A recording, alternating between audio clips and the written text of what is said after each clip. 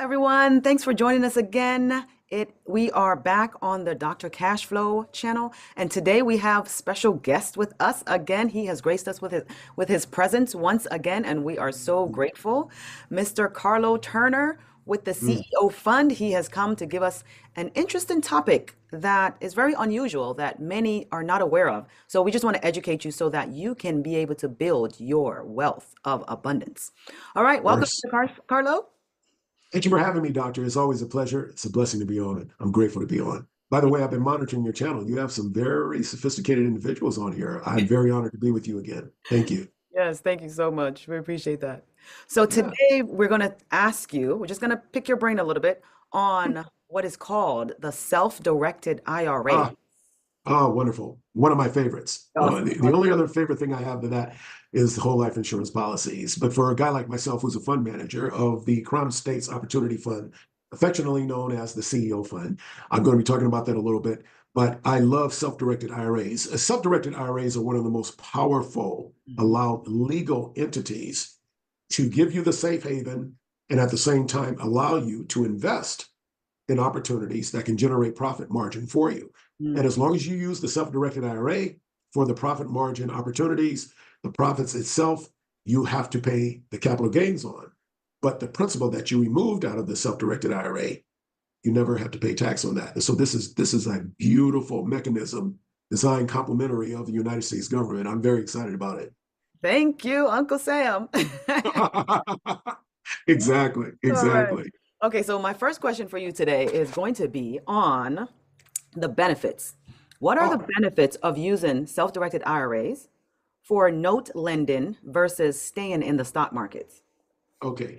One of the benefits for investing into the notes or to loan money for the loans. So what I'm assuming by using the word lending that your investors or your clientele or your viewers may be private lenders. Now, Right. the good news about this is that you can become, and most people don't know this, you can become a private lender. You do not have to be licensed in various states. You're going to have to talk to your legal person about that, your attorney about that.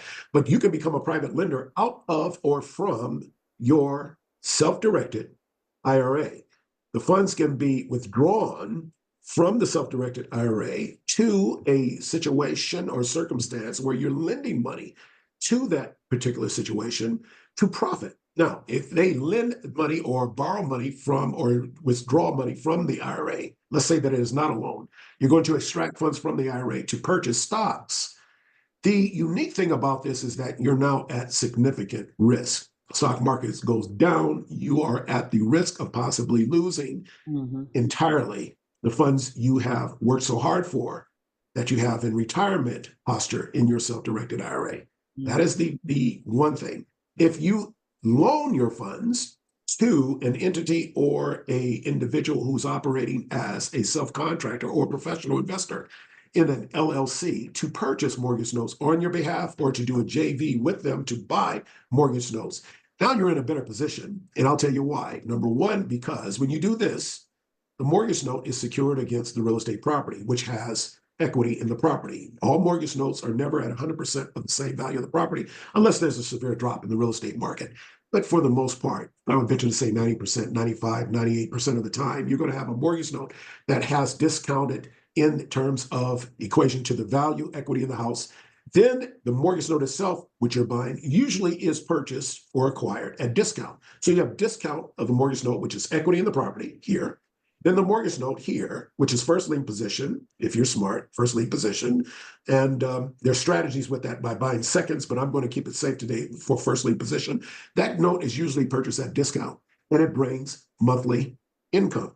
Most stocks, when they're bought, unless you're buying a stock that pays dividends, and usually those stocks are higher in price, but they still are not exempt from volatility.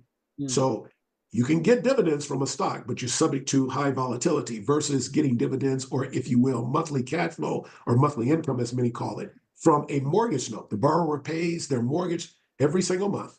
And when they do, a portion of that goes to you, the investor, and those self-directed funds are now generating income for you while they're in play of owning a mortgage note.